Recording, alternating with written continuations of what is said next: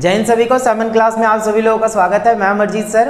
देखिए आज की वीडियो के अंदर हम लोग चैप्टर नंबर 7 करने वाले हैं, जो हमारे इंग्लिश का चैप्टर नंबर 7 है, रीडिंग विद अंडरस्टैंडिंग। इससे पहले मैंने इस चैप्टर की एक और वीडियो अपलोड करी थी जिसके अंदर मैंने पूरा जो है समरी चैप्टर का वो आप लोग को हिंदी में बता दिया था किस तरीके से क्या था। पूरी स्टोरी मैं आप लोग को ऑलरेडी समझा चुका हूँ, ठीक है। पर कुछ बच्चों की ये डिमांड थी कि सर क्वेश्चन आंसर भी हो जाए तो और मज़ा आ जाएगा, ठीक है। तो इसी वजह से जो है ये जो सेकंड पार्ट है इस चैप्टर का, 7 चैप्टर का, तो इसमें जो क्वेश्चन आंसर है, इंपॉर्टेंट क्वेश्चन आंसर, देखिए पैसेज आएगा, चाहे इस चैप्टर से तो पैसेज ही आते हैं, अगर मतलब जैसे क्वेश्चन आंसर आते हैं, पैसेज में भी क्वेश्चन आंसर ही होते हैं, पैराग्राफ दिया रहता है उसके क्वेश्चन आंसर होते हैं। तो अगर आप ये सारे क्वेश्चन समझ जाएंगे, वैसे तो जिन बच्चों को स्टोरी समझ में आ गई थी वो आराम से बना सकते हैं, लेकिन और ज़्यादा हेल्प के लिए मैंने आपको क्या किया है कि यहाँ जितने भी क्वेश्चन हैं, इंपॉर्टेंट क्वेश्चन इस चैप्टर के, वो सारे मैं आप लोग को करवाता हूँ, और साथ साथ मैं आप लोग को इन चैप्टर्स इन क्वेश्चंस की हिंदी भी दिखा दूंगा, जिससे क्या होगा कि आप लोग को पूरा जो है ना चैप्टर ढंग से समझ में आ जाएगा। तो जिन बच्चों के पास कॉमर्स है, आर्ट्स है, साइंस है, एनआईओएस से है, तो वो वीडियोस ढंग से देख सकते हैं, बढ़िया तरीके से देख सकते हैं, सारी चीज़ समझ में आ जाएंगी आप लोग के, ठीक है।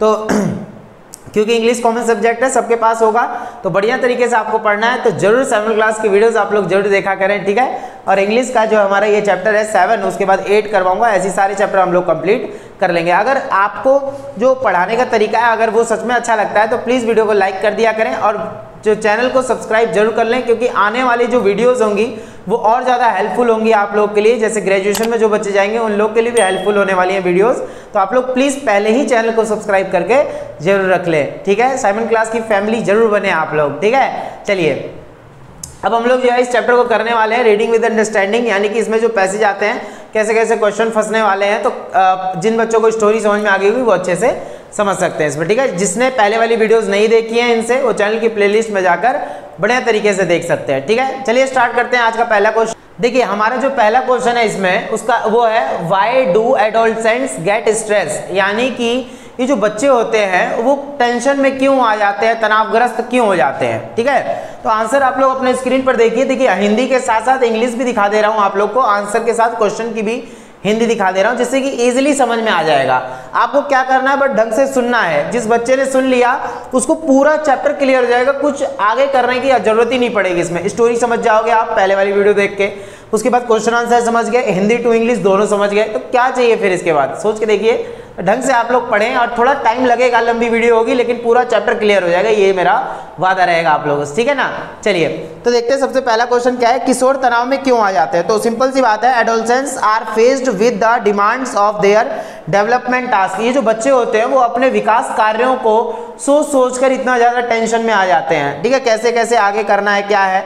Then there are demands of a complex society in which there is cut throat competition, यानी कि एक खींचतान जो है, एक सोसाइटी में भी खींचतान रहती है, सोसाइटी वालों की भी जो है हमें सोचना पड़ जाता है, बच्चों को सोचना पड़ जाता है, तो बहुत ज़्यादा टेंशन में आ जाते हैं वो बच्चे।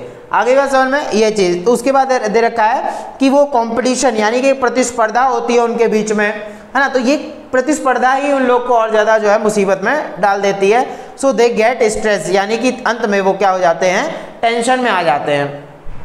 तो ये तो पता चल गया होगा कि एडोलसेंस जो है ये किशोर बोला जाता है एडोलसेंस को, यानी जो अप्रॉक्स 18 के आसपास होते हैं उनको। तो ये क्यों टेंशन में आ जाते हैं, इतना स्ट्रेस में क्यों आ जाते हैं, तो ये आपको रीजन मैंने बता दिया है। आगे बात समझ में, समाज की खींचतान रहती है इस वजह से। चलिए दूसरा क्वेश्चन है, students are anxious about what, यानी कि बच्चे किस चीज को लेकर जो है चिंतित रहते हैं। तो विद्यार्थी किस बात को लेकर चिंतित रहते हैं, इसका आंसर आप लोग देखिए अपने स्क्रीन पर।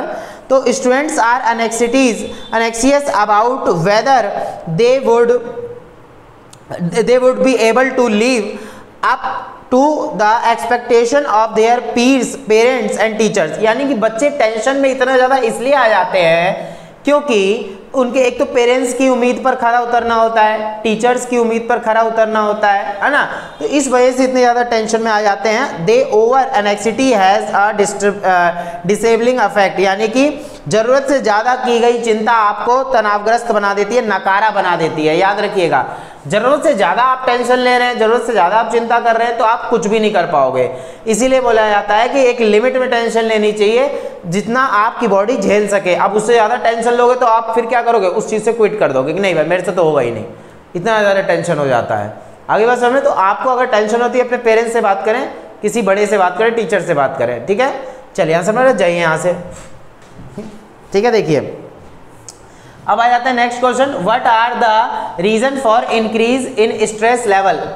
क्या रीजन है स्ट्रेस लेवल के बढ़ने का, ठीक है। आगे बात समझ में, स्ट्रेस इतना ज्यादा क्यों हो जाता है, तनाव बढ़ने के पीछे क्या क्या कारण हैं, तो देखिए जरा आंसर आप लोग अपने स्क्रीन पर। Stress level get increase due to identity crisis, यानी कि तनाव जो है पहचान बनाने की वजह से भी उत्पन्न हो जाती है। आपको पहचान बनानी है, उस वजह से भी तनाव उत्पन्न हो रहा है, ठीक है। The adolescents have to take career option decision, यानी कि वो अपने करियर के लिए बारे में सोचते रहते हैं, उस लिए भी टेंशन हो जाती है। The attitude of the parents and teachers and peers pressure increase the stress, यानी पेरेंट्स की खींचतान और उनके टीचर्स की भी एक थोड़ा प्रेशर रहता है, उस वजह से और टेंशन में आ जाते हैं, स्ट्रेस बढ़ जाता है। The inability to communicate with parents also plays a major role in that, यानी कि माता पिता से बातचीत ना कर पाने की वजह से भी स्ट्रेस लेवल इतना ज़्यादा बढ़ जाता है। इसलिए मैं 1000 बार बोल चुका हूँ आप लोगों को कि अगर टेंशन होती है, बहुत ज़्यादा टेंशन है, तो आप अपने पेरेंट्स से या जो टीचर्स हैं आपके, जो जिससे आप ज़्यादा रिलेट करते हैं, आप उनसे बातचीत कर सकते हैं। तो पेरेंट्स से ज़्यादा जरूर जो है बातचीत करें आप। आगे बात समझ में, तो इस वजह से जो है what are the reason for the increase in stress level, क्यों स्ट्रेस लेवल इतना बढ़ जाता है, आप ये काम नहीं करते, यानी पेरेंट्स वगैरह से बात नहीं करते, आप करियर के बारे में सोचते हैं, सोचें लेकिन उस लेवल तक सोचें जहाँ तक आपकी बॉडी झेल सके। आप इतना ज़्यादा मत टेंशन ले लो भाई, हर चीज़ का सॉल्यूशन होता है, क्या ये चीज़ आपको पता नहीं है, हर चीज़ का सॉल्यूशन है, आप बस बात करना सीखे लोगों से। आगे बात समझ में, ये चीज़ आप लोग को याद रखनी होगी, ठीक है। चलिए आंसर में जाइए यहाँ से।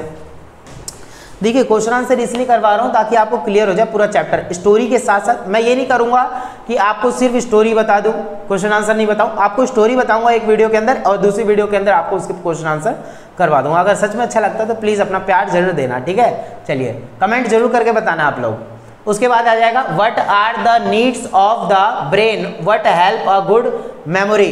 तो क्या बोला जा रहा है इसमें, देखिए what are the needs of the brain what helps a good memory, यानी कि आपको क्या चीज़ की ज़रूरत पड़ती है, आपके दिमाग को किन चीज़ों की आवश्यकता है अच्छी याददाश्त के लिए, है ना। दिमाग की क्या क्या ज़रूरतें होती हैं, आंसर आप लोग देखिए, जो आपको अच्छी याददाश्त में क्या चीज़ें सहायक है। तो क्या है इसका answer, the brain needs a good supply of oxygen, glucose, calcium, phosphorus and iron. आपको इन चीज़ों की ज़रूरत है अपने दिमाग को और ज़्यादा बढ़ाने के लिए।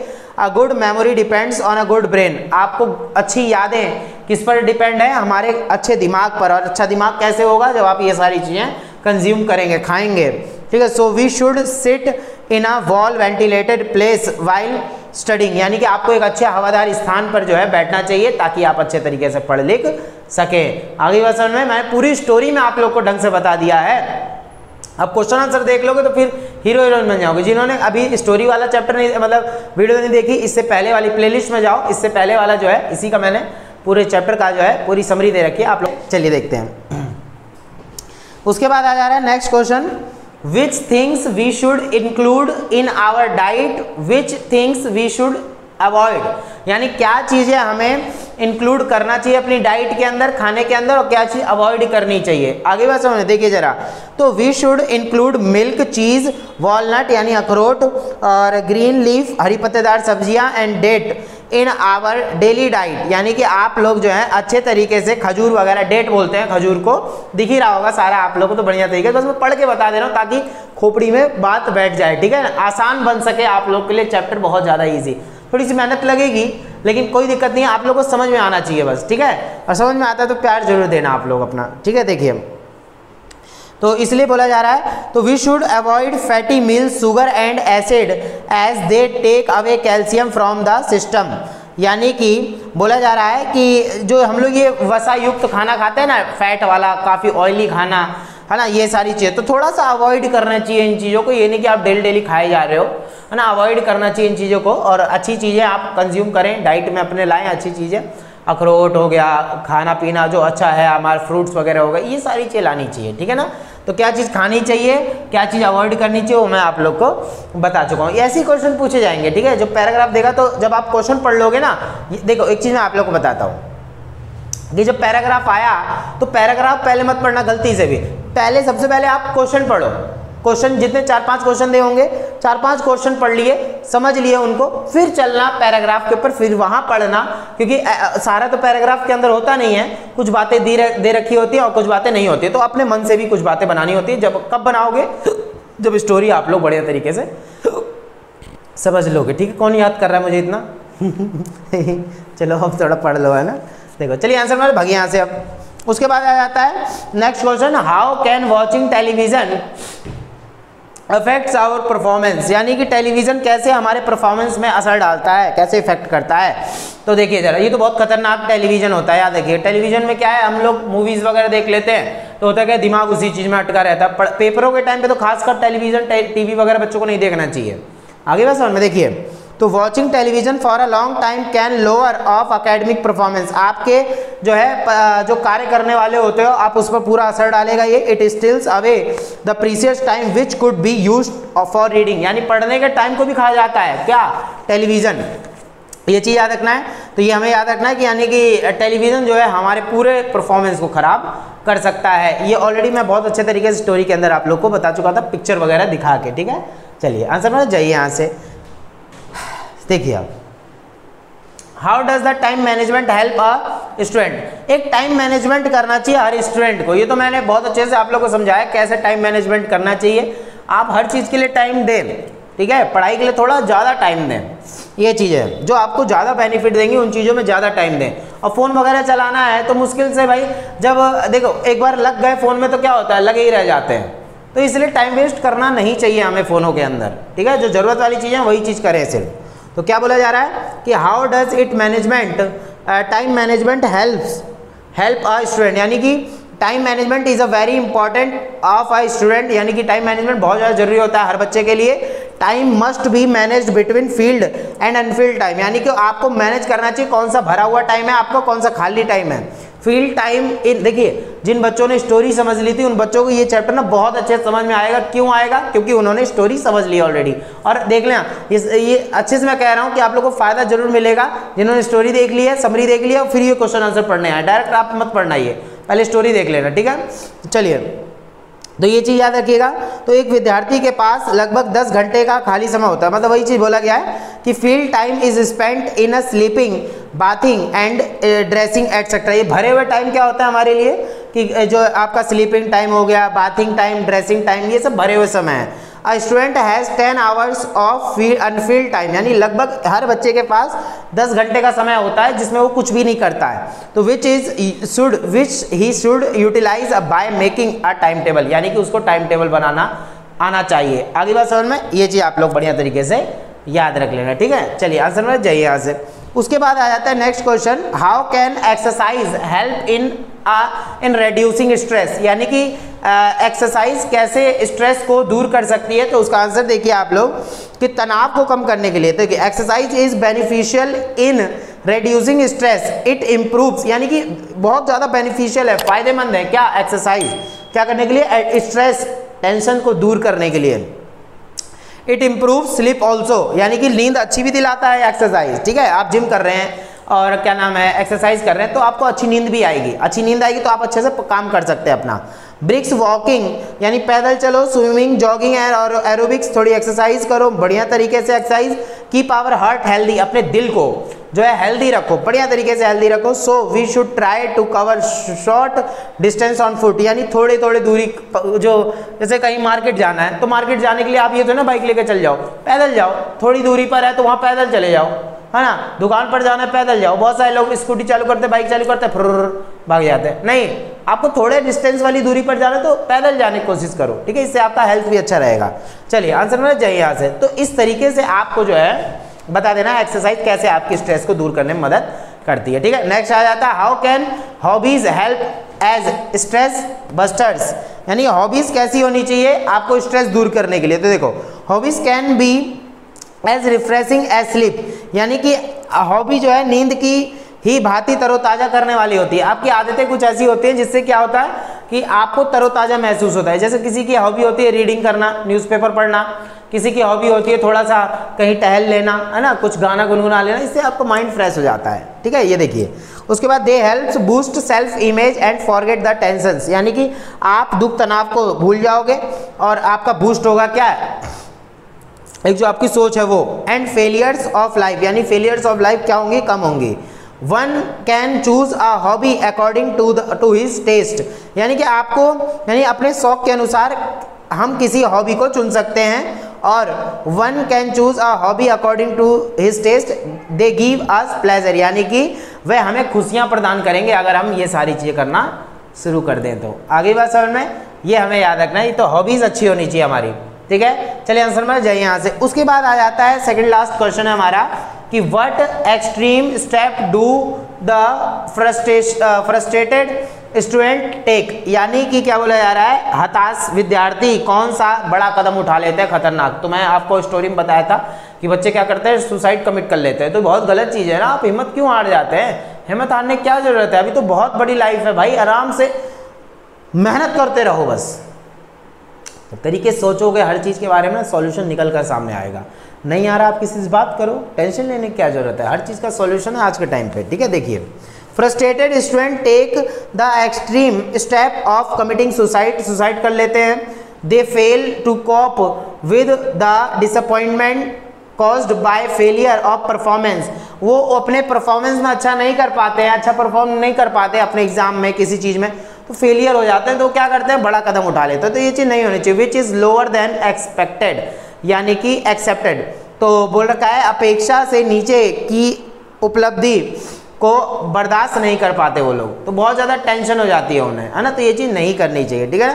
चलिए लास्ट क्वेश्चन है आज का हमारा, वो क्या रहेगा, देखिए जरा आंसर।